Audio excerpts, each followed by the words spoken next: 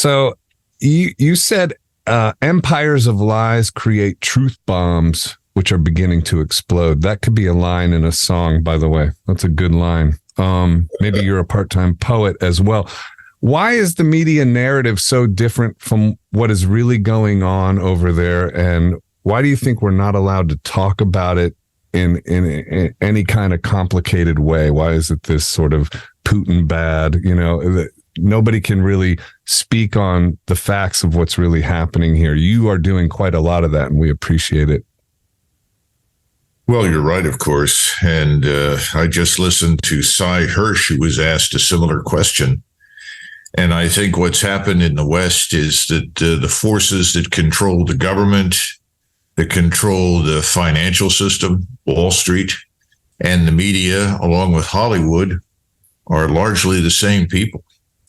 So, we have to take some time and go through it. But if you look at the major players who have billions of dollars at their disposal that contribute heavily to the Democratic Party, they are the ones that are sitting in the driver's seat.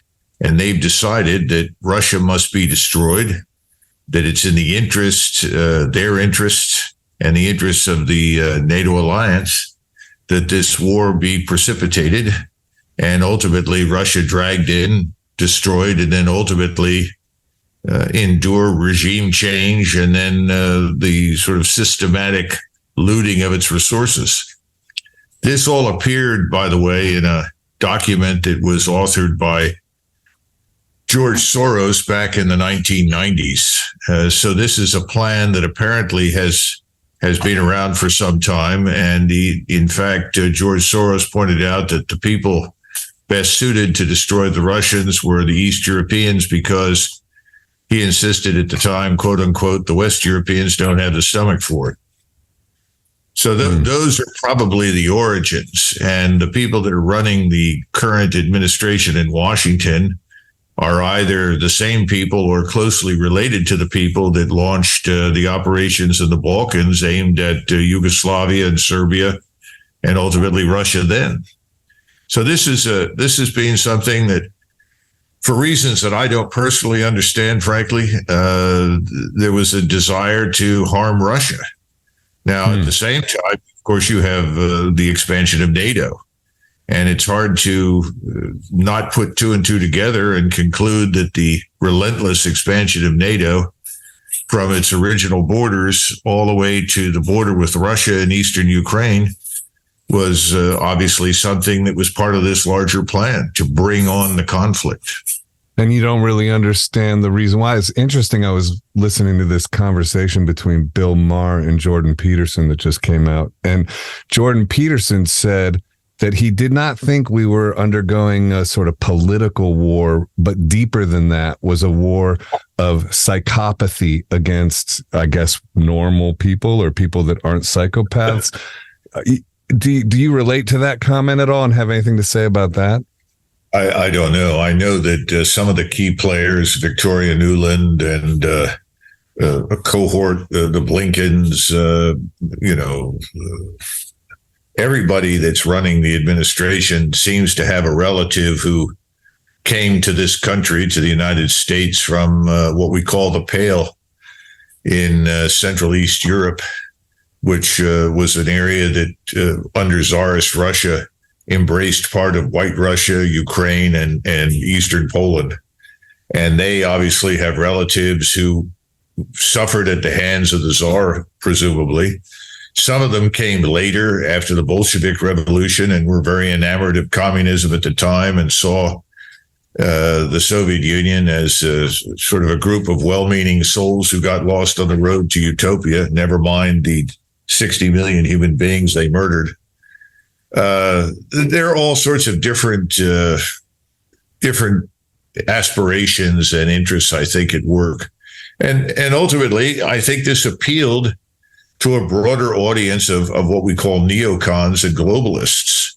Russia is this strange outlier. It is a national state that rests on the foundation of Orthodox Christianity and culture and Russian ethnicity.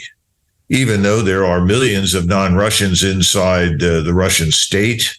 Nevertheless, they all swear allegiance to Russia. They speak Russian, and have largely assimilated into the mainstream of Russian society, although they may be Chechens or Tartars or any number of different ethnic groups, and it seems to work.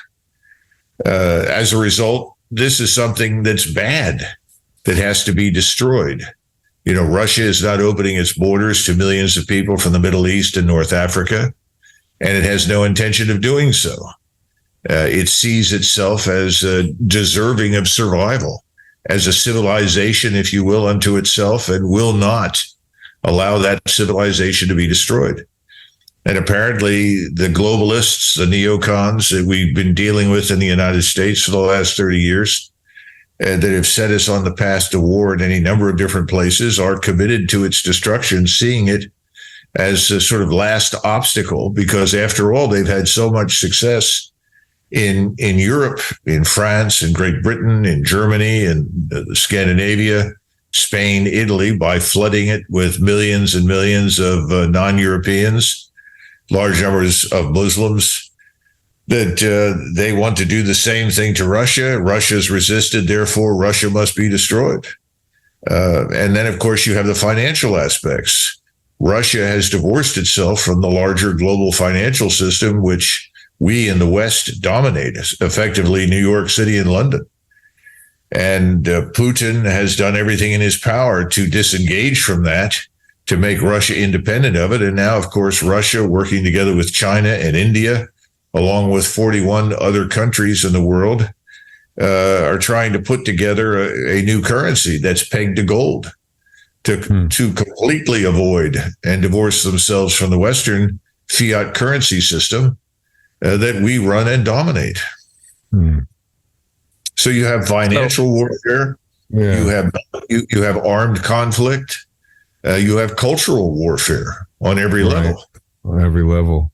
And so it's just that he won't play ball with the globalists and let his sort of country and culture be usurped by their agenda. You think that's probably the main crux. And then there's this whole Nazi aspect. Putin's family was butchered by the Nazis, and they came through to Russia through Ukraine, and some of the biggest killing fields during World War II were in Ukraine.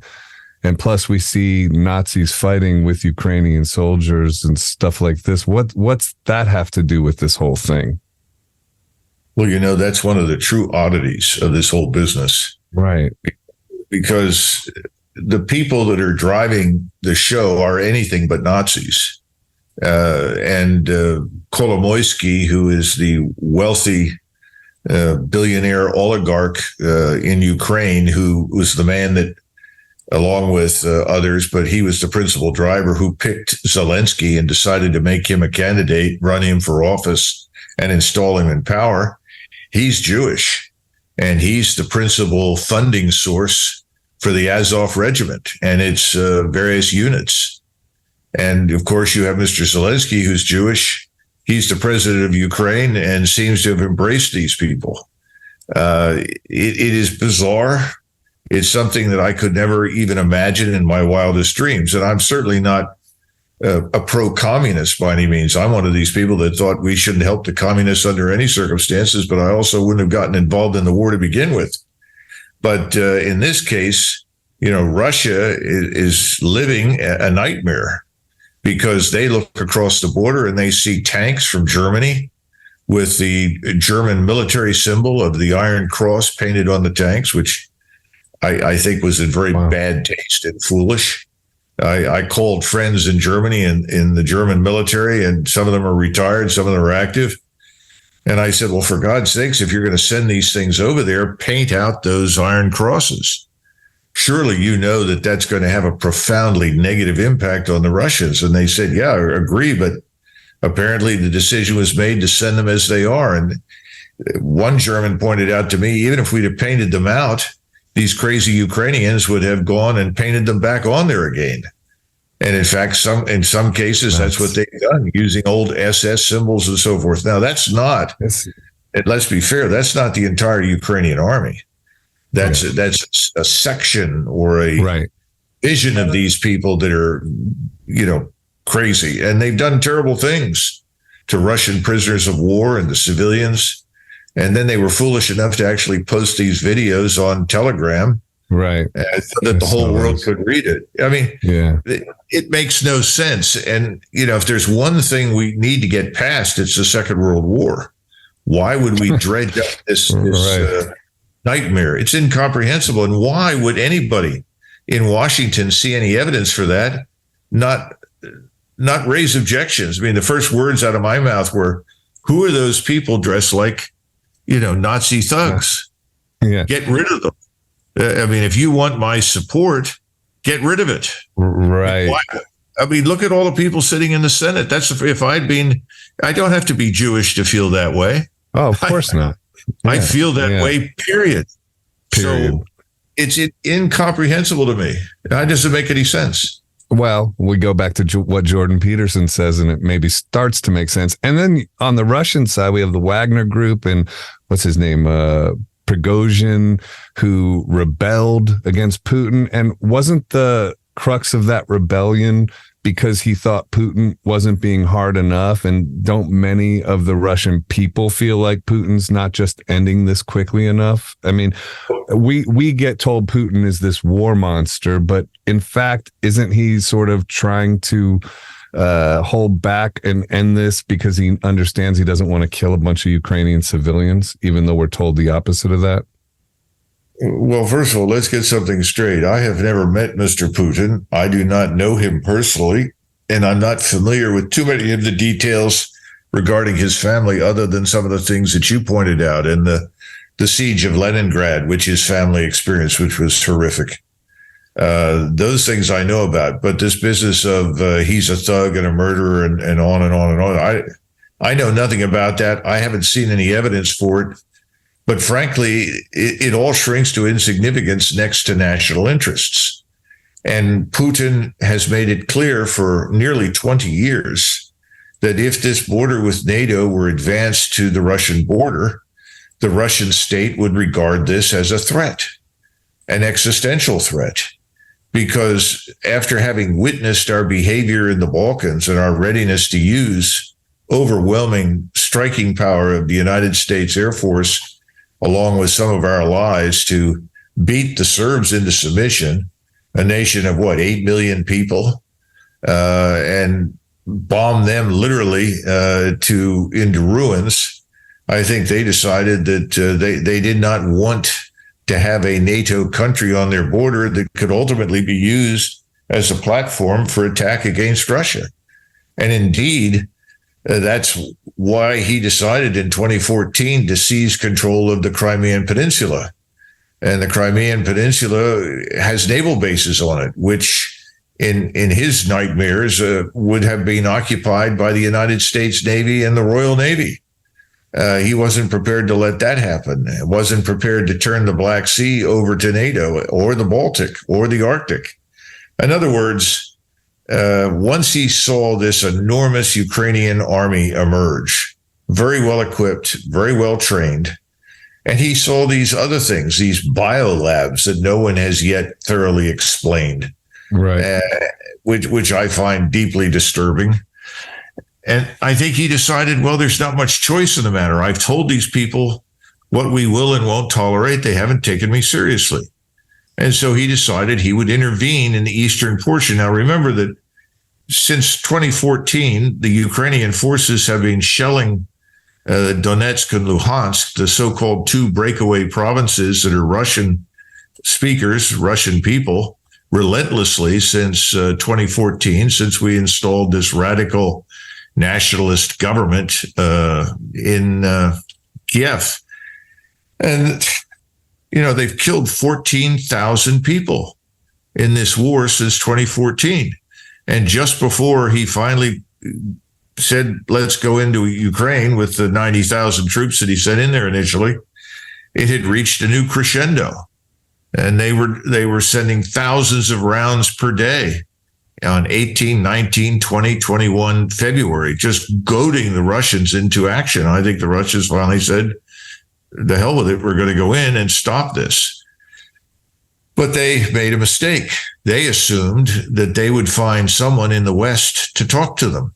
Remember, at this point in time, they were not aware that the Minsk Accords, which were attempts to deal with the treatment of the Russians in Ukraine as third-class citizens, designed to deal with their human rights, their rights before the law, treating them as equal partners inside multinational, multicultural Ukraine, had been essentially a farce. In other words, as Chancellor Merkel pointed out, these Minsk Accords were never serious. They were designed to buy time for the Ukrainians to build up their force. So I think, he didn't know that at the time. And I think he thought that somebody in Washington would stand up and say, no, wait a minute, we don't want a war in Eastern Europe. That has terrible implications for the rest of the continent. We don't want to kill a lot of people.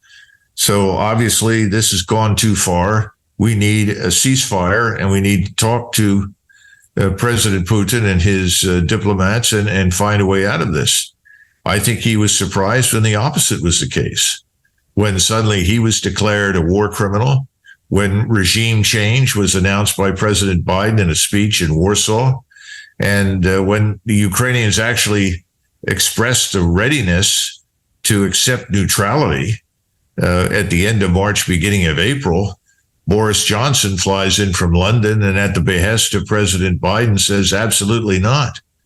You need to fight, and we'll back you. We'll give you everything you want. We'll back you regardless of how long it takes, and you're going to have the entire strength and power of the scientific industrial capabilities of the United States and its allies until you win. And I think Zelensky believed him. And as a result, he told the Russians no. And at that point, I think the Russians decided, well, this is not going to turn out as we had hoped. The force that we have is not large enough. They only had an army of regulars of about 220,000, and the Ukrainian force was larger than that. And I think they decided we're going to have to at least partially mobilize, expand the force, and we're going to have to crank up the defense industry. And of course, that's what they've done. Their factories are running 7 days a week, 24 hours a day, churning out brand new equipment, some of the best equipment they've ever had.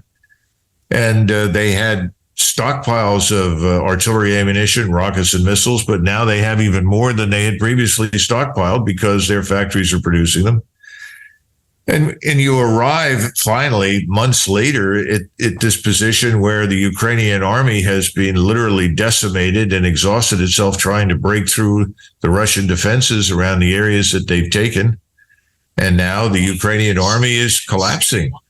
They're melting away. They're walking away from positions because they've lost at least 300,000 dead, probably closer to 350,000. And we don't even know how many casualties they have had, probably as many as killed in action. Russians have taken very few. We're looking at perhaps 40 to 50,000 killed and less than 30 or 40,000 wounded, and most of the wounded returned to duty. So Russian casualties are comparatively light. But the Ukrainian state now is in serious trouble because millions and millions of people have fled the country, and everybody coming out says they'll never go back. Remember, It was always a hotbed of corruption, and that corruption has only grown worse in the war zone. It's grown so badly that we think 30 to 40% of all the equipment we've sent over there has been resold to other buyers, including the Mexican drug cartels. So, the whole thing is a disaster. And you're right. I think Putin said, first of all, when this is over, we want to live with the Ukrainians. They are Orthodox Slavs like us. We lived with them before. We want to live with them again. And so there were great attempts made by the Russians to minimize collateral damage, to harm as few civilians as possible. And I think that's one reason it's being so deliberate and so slow. And then the second part of it is he does not want a war with the United States and NATO. And I think he's always been concerned that if he simply said, that's it, let's hit them with everything we own, and we're going to run right over them, and we're going to conquer this place, that would precipitate U.S. and NATO intervention. And he doesn't want it. And so he has absolutely restrained the use of the Russian ground forces and air forces, and limited the strikes to what he thought were strategically vital and essential. That's being misinterpreted by many people as weakness or indecisiveness. Right. Now, Prigozhin was not rebelling against him. He was trying, in his mind, to get Putin's attention to do two things. One was don't dismantle Wagner, because the Minister of Defense, Shoigu, and the Chief of the General Staff, General Gerasimov, had both made it clear that in their view, Wagner was an illegal organization. And that was simply because there was a law in the books that said that Wagner and other private militaries could not be employed on Russian soil, that they were designed exclusively for use overseas. But of course, Wagner is a lot like the French Foreign Legion. And in an emergency, when Prigozhin went to President Putin and said, I'll bring my force back to fight, he was welcomed. Of course, bring your force, just as, the Chechens, who have a force of about 70,000 men now, at least 30,000 or 40,000 are in right now fighting within the framework of the Russian army. They did the same thing, came and said, we want to fight and we'll support you. And so they were welcomed. And I think that ultimately, over time, Prigozhin became angry because he didn't think he was being adequately supported by the army, because he felt that Gerasimov and Shoigu were holding back, were not giving him all the ammunition he needed, and so forth. So that was the first thing. The second thing was, I think he was trying to get President Putin's attention, and he ultimately did get it, because he went in and had a 3-hour meeting along with 34 of his officers with President Putin in the Kremlin to say, look, this war needs to be accelerated. We need to get this over with. This is stupid. Every time we slow down and we're cautious and we wait, they re-equip. And then we have to fight, another Ukrainian force with new equipment. So let us end this. And I don't know what was said in the meeting, but I do know that President Putin listened. But what he decided to do, I have no idea, except that I think he is still moving very cautiously. Well, thank you for sharing all that. That's very informative. Let me take a quick break. We'll be right back after these words on TNT. You should hear what Joe Hoft is talking about. Mitch McConnell started speaking in a presser. He just froze, just locked up. They finally had to scoot him away from the microphone. It's like, I saw a couple of tweets, people saying, what family would do this to their, to one of their elderly? It's just unbelievable. He's just gone. He's just gone. And good riddance. Be gone, you corrupt turtle, you. Get out of government. Get out, be gone. You're nasty. The fact that you haven't said anything about these absolute bogus cases against Trump, against the Russia collusion, shame on you. May you go to the right place when you're gone. The damage you've caused to this country, you, Mitch McConnell, being supposedly a GOP, get out and be gone. We're tired of this. Americans are tired of this GOP that's do nothing and part of the problem. Joe Hoft on today's News Talk Radio, TNT. As suicide rates continue to rise, so do the number of lost survivors seeking support. Kindness matters, and to the more than 5 million people around the world who lose a loved one to suicide each year, it matters a lot.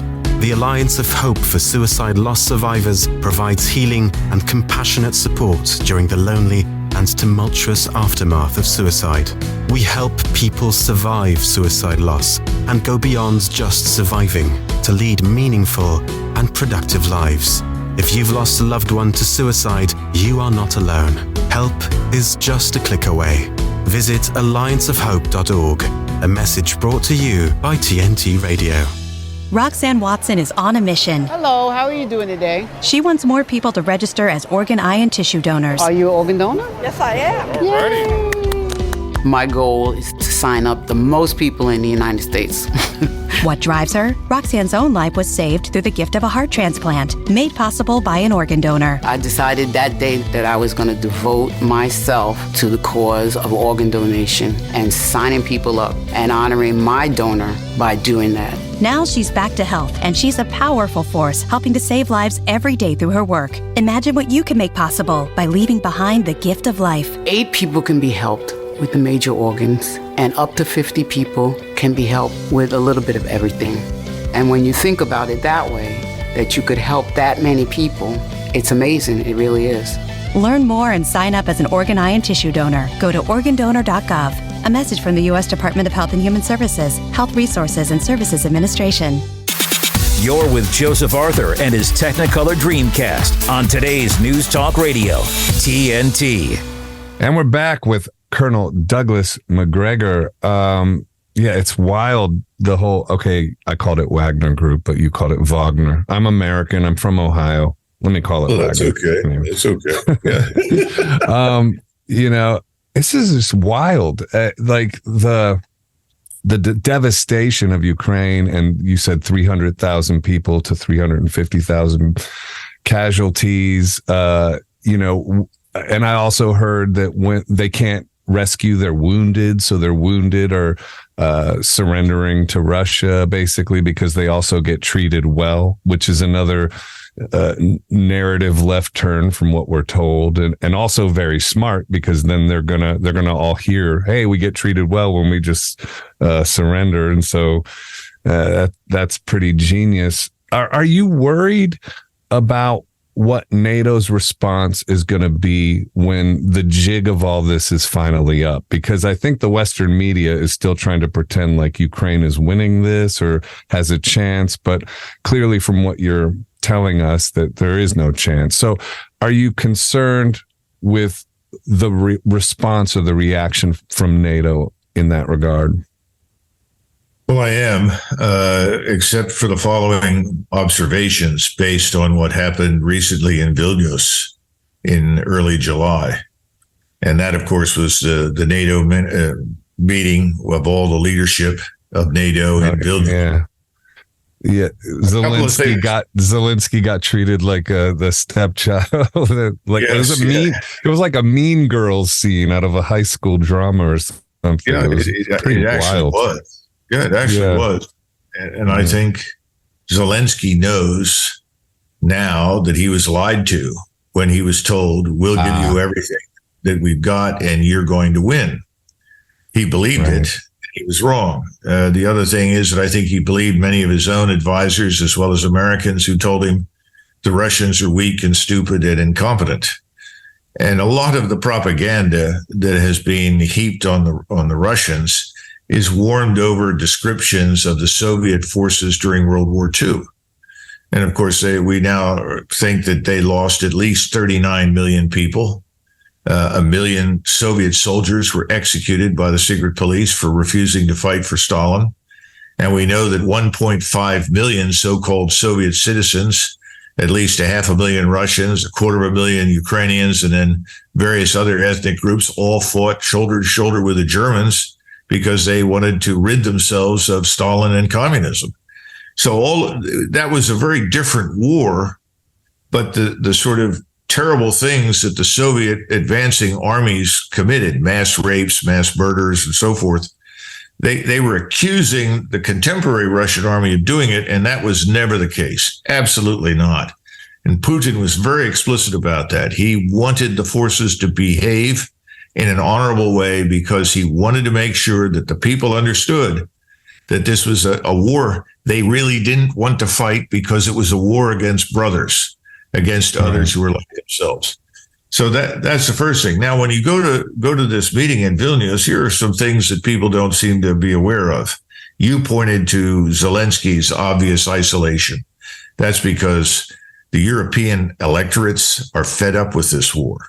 Even in Poland, the recent polls that were taken there suggest that now 52% of the Polish population does not want to go to war with Russia.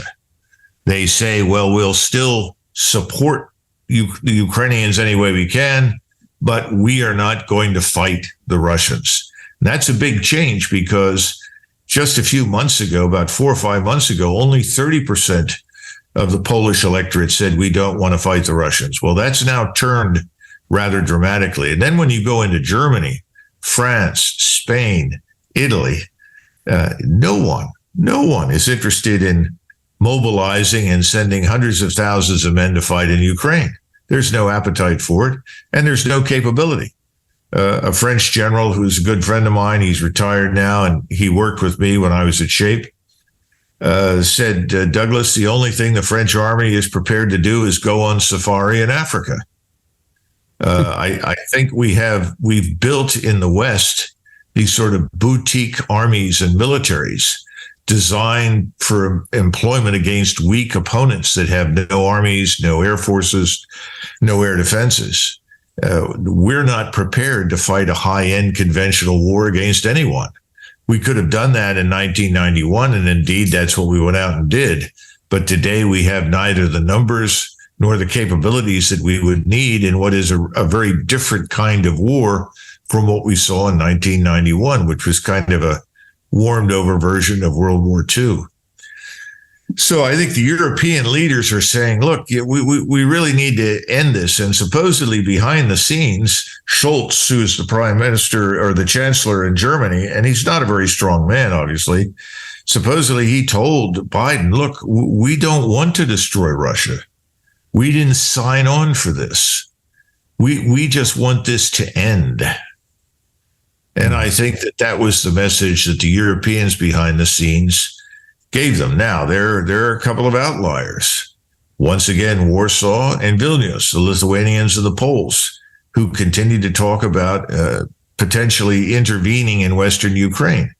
And one of my concerns from the moment this got started was that when Ukraine collapsed and it became abundantly clear that the Ukrainian army is disintegrating and cannot possibly win under any circumstances, there would be the temptation to intervene in Western Ukraine, thinking, well, we can go in there and set up a little enclave. And I know that some of the Poles behind the scenes are actually talking about moving into Western Ukraine, setting up a so-called safe zone, and then repatriating the 3 million Ukrainians they've got in their country back to Ukraine. Well, this is not going to work. And recently, Mr. Putin made that abundantly clear. He said, if you go in under this NATO umbrella, I promise you, you will be there forever because you will never leave. In other words, if you go in, we'll bury you in that soil. So I think that's a pretty clear, unambiguous warning. Don't intervene. I hope that the rest of the NATO alliance is more sober. I think they are.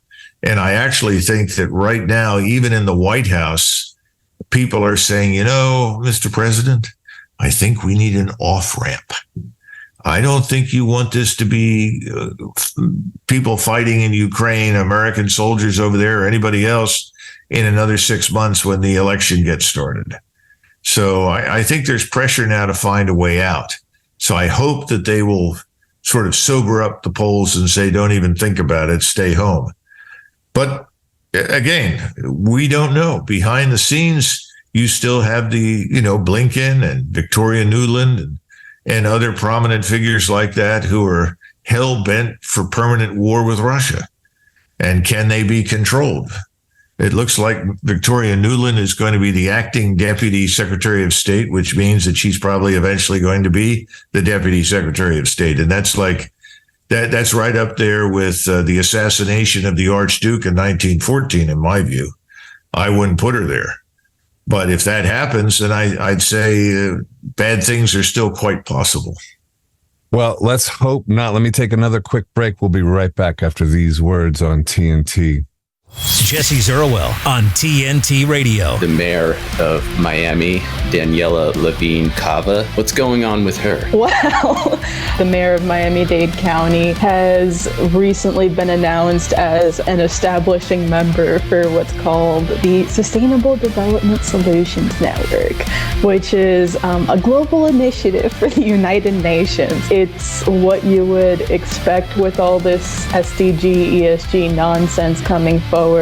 A lot of cities in Florida really are going on these sustainable development goals. They're really putting forward a lot of what you could call like climate action initiatives and quotes, where they're basically using the fact of Miami's proximity to the ocean as a way to say, well, we're on the front line of the effects from climate change, so let's electrify everything and let's go on and develop the shit out of everything and make everything into a smart city. Jesse Zerwell on today's News Talk, TNT Radio. Wake up and text. Text and eat. Text and catch the bus. Text and miss your stop. Wait. Text and be late to work. Sorry, I'm late. Text and work. Text and pretend to work. Text and act surprised when someone calls you out for not working. Who, me? Text and meet up with a friend you haven't seen in forever. Hi. Oh, hey. Text and complain that they're on their phone the whole time. Text and listen to them complain that you're on your phone the whole time. Text and whatever. But when you get behind the wheel, give your phone to a passenger. Put it in the glove box. Just don't text and drive. Visit StopTextsStopWrecks.org. A public service announcement brought to you by the National Highway Traffic Safety Administration and the Ad Council. When it comes to making plans, you are the best. Those 9 months were also 273 days of planning. What about your daughter's first costume party? It was out of this world. And let's not forget those barbecues you plan in detail for your family and your more vegetarian by the day best friends. That surprise party for your parents' golden anniversary? You get the golden planning.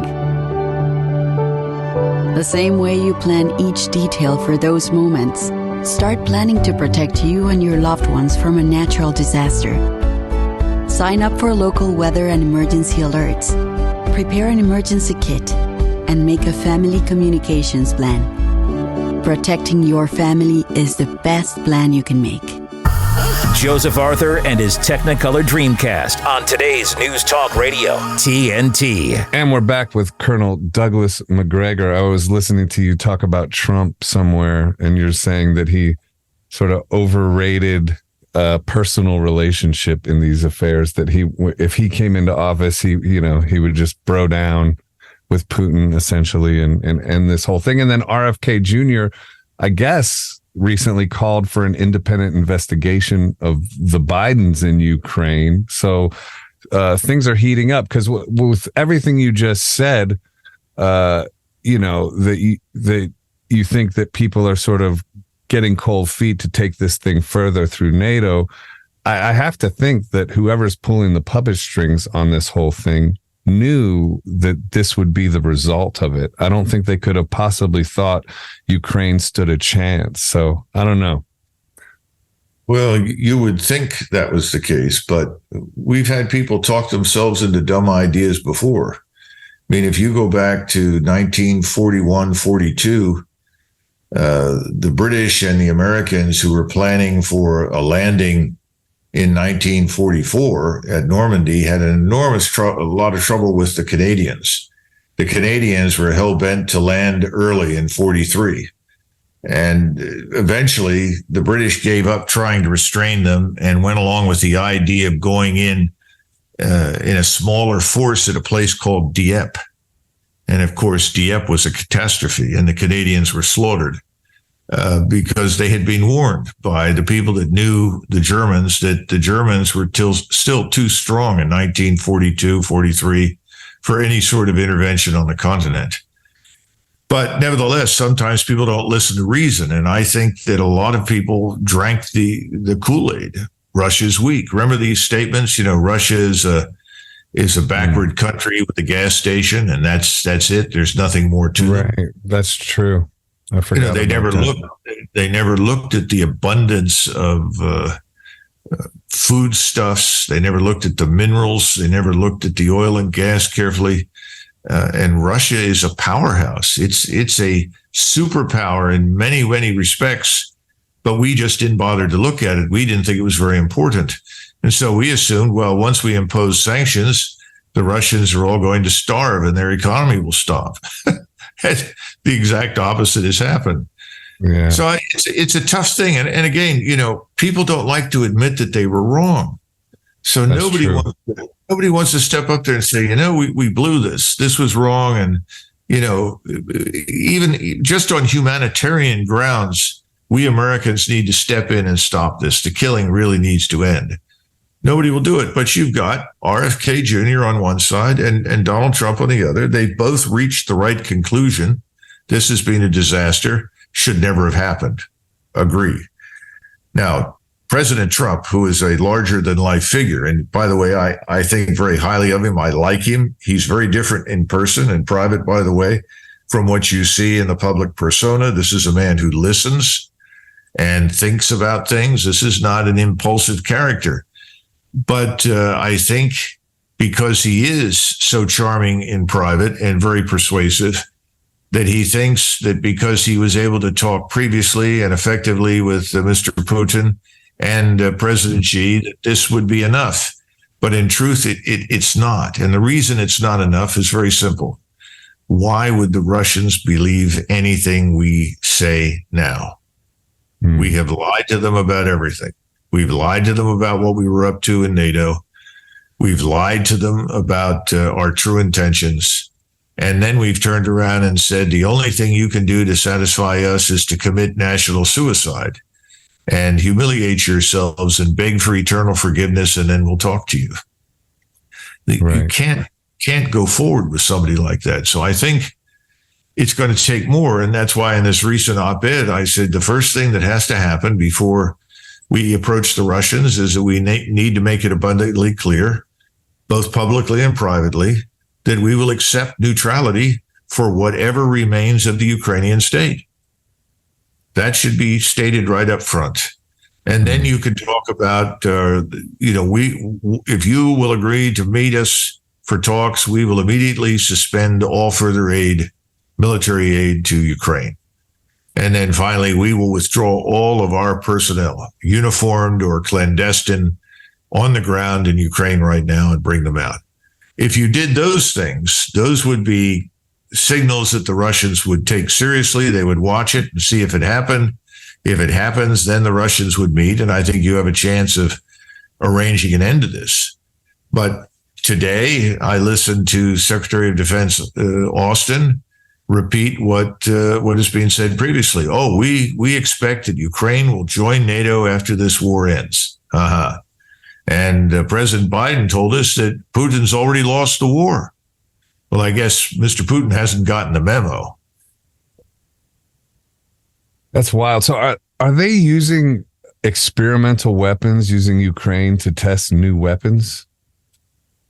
I think the Russians have. To what extent we have, I don't know. But I do know that the Russians have definitely employed some weapon systems that we were unaware they had, or at least we did not think that they had reached the maturity for use. These hypersonic missiles are a good example that have performed very, very well and are very accurate. But I don't think we were prepared for the enormous numbers of unmanned systems.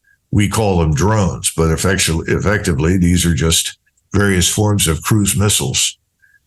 And they have been devastating, and they continue to devastate. It's a different battlefield now. We're now seeing something we haven't had to fight in the past, and that is a force that has successfully integrated its overhead surveillance, intelligence, reconnaissance platforms in space with all of its strike systems, long-range attack systems, and then integrated the ground force within that framework to move it forward in safety behind integrated air defenses and long-range strike. We're not prepared for that kind of war. So anybody who thinks, we've won at this point, of course, is on some strange hallucinogenic. We haven't, and the Ukrainians certainly haven't. And the ball is now, I think, in the hands of the Russians. They have the initiative. They have already launched an offensive up in the northeastern portion of the area they control, aimed at Liman and Kupiansk, which would enable them to turn left and head west towards the Dnieper, or turn north and east, encircle Kharkov. And there just isn't much out there to stop them. The Ukrainians have taken such horrendous casualties. I think the morale has been totally destroyed. And many of these soldiers are saying, look, let's leave. We're not going to survive. We're going to end up being more meat for the meat grinder. And yes, you said something earlier that is true. Ukrainian officers have alerted the Russians of their interest in surrender because they can't evacuate their wounded. They don't want their men to die. And so platoons and companies have been coming over to the Russians. I think we're going to see a lot more of that in the future. Well, and what happened at the NATO summit also sends a shocking message to soldiers on the battlefield. Can you imagine how that strikes you? I mean, taking it back to your phrase that I liked, I might write a lyric in a song with it. Empires of lies create truth bombs. It seems like the media is responsible for a lot of what's going on here, and they're just in utter incapability of telling the truth about this or discussing the sort of complexities of it, really. But when you say creates truth bombs which are beginning to explode, and there was a piece in The Guardian, I think, that recently that sort of owned up to the fact that there was real devastation in Ukraine. Do you think that is shifting? I mean, even people hearing a conversation like this one, if all they ever listened to was mainstream media, would just call us Putin apologists, although you're just telling people the way it is, basically. But so do you think the media is shifting now? Well, that was the Daily Telegraph, and the headline read... Oh, sorry, yeah. No, that's all right. The West faces imminent defeat in Ukraine. Right. And that's true. And I think that's what everybody at the Vilnius summit, understands. And they're all looking for how do we get out from under this? And at the same time, nationalist political forces in Spain and Italy, France, Germany, Sweden, they are roaring into power. Right now, the Alternative for Germany, which has opposed this war from the outset, now controls 88 seats in the German parliament. Couple of years ago, they had 5 or 6. I mean, these parties in Spain are the same thing. The right wing party that was the party of Franco is now led, interestingly enough, by a Basque. And he's been very straightforward and said, look, we don't need to be in this war. We've got problems here. Our problems are illegal immigration, criminality, drugs. The government is doing nothing. It's making matters worse. Well, that's the mantra everywhere. It's the mantra in France.